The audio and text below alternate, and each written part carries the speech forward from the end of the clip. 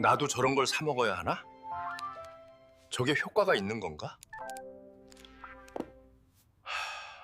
요즘 콩팥에 좋다는 영양제, 소변 거품이 줄어든다는 광고 정말 많이 보셨죠? 인터넷만 켜면 이런저런 제품들이 콩팥 건강을 지켜준다고 말합니다. 솔직히 말씀드리면 그런 광고를 믿고 드셨다가 오히려 콩팥 수치가 나빠진 분들을 정말 많이 만났습니다. 제가 왜 이런 말씀을 드리는지 아세요? 저는 철저하게 여러분 편에서 말씀드리는 사람입니다. 학계에서는 솔직히 말하면 영양제 팔고 계속 진료받게 하는 게 더 낫는 장사예요. 그런데 저는 그런 식으로 일하고 싶지 않습니다. 30년 동안 콩팥을 연구하면서 제가 확실하게 깨달은 건 콩팥은 영양제를 좋아하지 않는다는 거예요. 오히려 식탁 위에서 어떤 음식을 줄이고 어떤 걸 조금 더 올리느냐, 이게 콩팥을 살리는 진짜 핵심입니다. 제약회사들은 이 얘기를 절대 안 하죠. 왜냐면 돈이 안 되니까요. 하지만 저는 여러분께 진실을 말씀드리고 싶어요. 오늘은 광고가 말하지 않는 콩팥의 속사정과 소변 거품이 있을 때 제가 실제로 권하는 식습관을 아주 솔직하게 알려드리겠습니다. 화려한 광고 문구에 현혹되지 마시고 진짜 콩팥이 원하는 게 뭔지 오늘 정확히 아시게 될 거예요. 제가 여러분 편이라는 거 믿어주시고 끝까지 들어주세요. 영양제 광고 보면서 고민하신 적 있으시면 댓글로 남겨주실 수 있을까요? 제가 상담했던 한 분이 계셨어요. 65세 되신 아버님이셨는데요. 소변에 거품이 많아지는 걸 보시고 깜짝 놀라셨대요. 그래서 인터넷에서 콩팥에 좋다는 영양제를 이것저것 찾아보시고 사다 드셨습니다. 처음엔 뭔가 좋아지는 것 같다는 느낌도 받으셨다고 하더라고요. 그런데 한 달쯤 지나니까 피로감은 오히려 더 심해지고 아침에 일어나면 몸이 붓는 날도 늘어났어요. 이상하다 싶어서 검진을 받아보셨는데 그때서야 콩팥이 고농축 성분을 감당하지 못하고 있었다는 걸 알게 되셨습니다. 영양제가 도움이 되는 게 아니라 오히려 콩팥에 부담을 주고 있었던 거예요. 그때 제가 그분께 드린 조언은 딱 하나였어요. 영양제를 모두 끊고 식탁을 다시 정리하는 것이었습니다. 국물 줄이고요. 사과 조각 하나와 블루베리 한 숟가락을 매일 챙겨 드시겠습니다. 처음엔 이렇게 단순한 게 도움이 되겠냐고 의아해 하셨어요. 그런데 몇 주 후에 다시 오셨을 때 소변 거품이 눈에 띄게 줄었고 몸이 한결 가볍다는 말씀을 하셨습니다. 특별한 제품이 아니라 식탁 위의 작은 변화가 콩팥을 살린 거예요. 오늘 영상에서 말씀드릴 내용은 여러분의 콩팥 관리 방식을 완전히 바꿀 수 있는 중요한 지혜입니다. 이 이야기를 끝까지 듣고 실천하셔야만 진정한 변화를 경험하실 수 있어요. 끝까지 보지 않으시면 가장 중요한 실천법을 놓치게 됩니다. 혹시 아직 구독과 좋아요를 누르지 않으셨다면 지금 바로 눌러주세요. 이 채널은 여러분의 건강한 노년을 응원합니다. 이런 중요한 정보를 더 많은 분들이 알 수 있도록 구독과 좋아요로 응원해 주시면 정말 감사하겠습니다. 그럼 이제부터 콩팥을 지키는 생활과 망가뜨리는 생활을 하나씩 비교하면서 설명드릴게요. 여러분의 식습관을 바꾸는 작은 실천만으로도 충분히 달라질 수 있는 이야기들입니다. 콩팥은 고농축 성분을 처리하느라 정말 큰 부담을 받습니다. 특히 영양제처럼 한 번에 많은 양이 들어오면 콩팥은 그걸 걸러내느라 평소보다 훨씬 더 열심히 일해야 해요. 복내 자료를 보면 특정 성분을 고용량으로 섭취할수록 여과율 변동이 커질 수 있다는 보고가 있습니다. 쉽게 말하면 콩팥이 과부하 상태가 되는 거예요. 제가 만난 한 어르신은 영양제를 끊자마자 피로감이 빠르게 줄어들었어요. 그 전까지는 뭔가 좋은 걸 먹고 있다고 생각하셨는데 사실은 콩팥이 그 성분들을 처리하느라 지쳐 있었던 겁니다. 필요한 성분은 자연식품으로 천천히 섭취하는 게 가장 안전합니다. 급하게 효과를 보려는 시도는 모두 콩팥에 무리를 줘요. 혹시 광고 보고 영양제를 사본 적 있으신가요? 그 마음 저도 충분히 이해합니다. 하지만 콩팥은 천천히 자연스럽게 들어오는 영양을 훨씬 더 좋아한다는 걸 꼭 기억하세요. 뜨거운 국물 식사는 우리가 생각하는 것보다 훨씬 더 위험합니다. 뜨거운 국물은 짠맛이 잘 느껴지지 않아요. 그래서 자기도 모르게 나트륨을 과다하게 섭취하게 됩니다. 한국영양학회 조사를 보면 국물 섭취가 많은 사람일수록 나트륨 섭취량이 훨씬 높게 나타났어요. 국물은 최대한 덜어내고 건더기 위주로 드시는 게 좋습니다. 특히 겨울철에 뜨거운 탕류를 자주 드시는 분들이 계신데요. 뜨거우면 짠맛이 숨어버려서 나도 모르게 염분을 많이 먹게 돼요. 여러분은 국물을 많이 드시는 편인가요? 만약 그렇다면 오늘부터 건더기 중심으로 식사를 바꿔보세요. 단백질 보충제를 습관처럼 드시는 분들도 계세요. 근육을 지키려고, 기력을 보충하려고 드시는 건데요.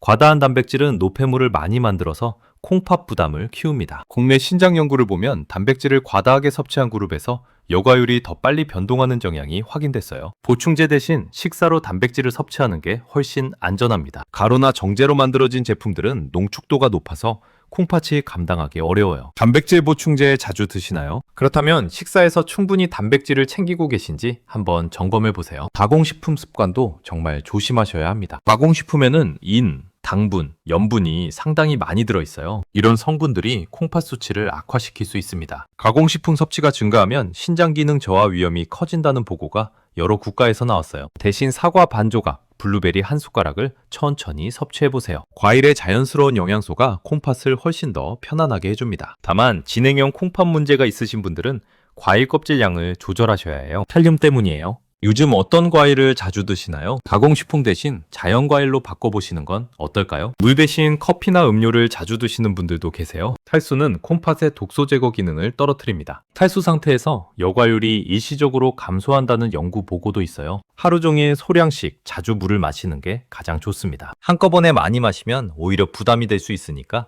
조금씩 자주 드세요. 여러분의 하루 물 섭취량은 어느 정도인가요? 물병을 항상 옆에 두고 조금씩 마시는 습관을 만들어 보세요. 이제 더 깊이 있는 실천법을 정리해 드리겠습니다. 앞에서 말씀드린 내용들을 실제 생활에 어떻게 적용하시면 되는지 구체적으로 알려드릴게요. 과일의 항산화 성분은 혈관을 부드럽게 해서 콩팥 부담을 덜어줍니다. 혈관이 부드러워지면 혈액순환이 좋아지고 콩팥도 훨씬 편하게 일할 수 있어요. 다만 진행형 콩팥 문제가 있으신 분들은 칼륨 조절이 필수입니다. 과일은 한 번에 많이 드시지 마시고 여러 번 나누어 드세요. 아침에 사과 한 조각, 점심 후에 블루베리 몇 알, 이런 식으로 나눠서 드시면 콩팥에 부담을 주지 않으면서도 항산화 효과를 누릴 수 있어요. 오늘 과일 챙기실 계획 있으신가요? 작은 접시에 미리 담아두시면 잊지 않고 드실 수 있습니다. 채소는 데쳐 먹으면 소화가 쉬워지고 칼륨도 일부 빠집니다. 생으로 드시는 것보다 살짝 데쳐서 드시는 게 콩팥에 훨씬 나아요. 섬유질이 너무 많으면 더부룩할 수 있으니까 적당량을 드시는 게 중요합니다. 채소를 물에 담그거나 살짝 데쳐서 드시면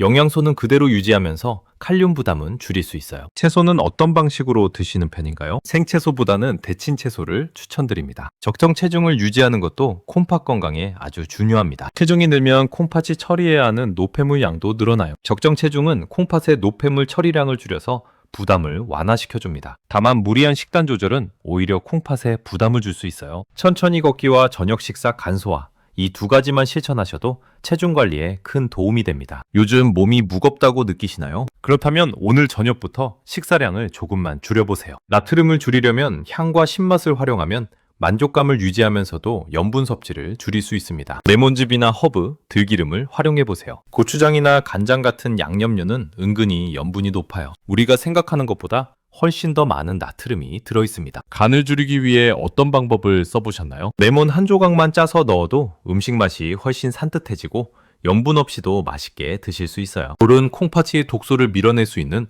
가장 기본적인 요소입니다. 콩팥은 물이 충분해야 노폐물을 제대로 걸러낼 수 있어요. 다만 밤늦게 많은 물을 마시면 수면에 방해가 될 수 있으니 피하세요. 아침부터 일정하게 수분을 보충하는 게 가장 좋습니다. 물병을 들고 다녀보신 적 있으신가요? 물병을 항상 옆에 두고 조금씩 자주 마시는 습관을 만들어 보세요. 수면도 콩팥 건강에 영향을 줍니다. 잠을 제대로 못 자면 콩팥의 회복 시간이 줄어들어요. 밤에 콩팥도 휴식이 필요합니다. 늦게 자거나 자주 깨면 콩팥이 충분히 쉬지 못해서 기능이 떨어질 수 있어요. 매일 같은 시간에 자고 일어나는 습관을 만들어 보세요. 수면 리듬이 일정해지면 콩팥도 일정한 리듬으로 일할 수 있습니다. 요즘 잠은 잘 주무시나요?